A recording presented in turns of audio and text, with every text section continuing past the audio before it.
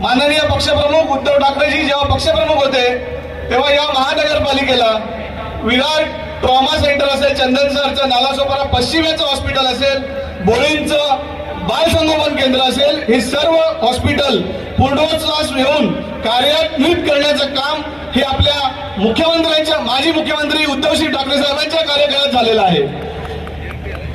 आपली पाणी योजना असेल, आपल्या पाणी योजनेला 185 MLD ला जवळजवळ 1200 कोटी आजपर्यंत सरकारने खर्च केलेला आहे।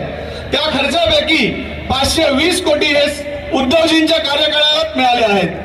त्यामुळे पाणी कोणामुळे आलं हे लोकांना माहिती आहे।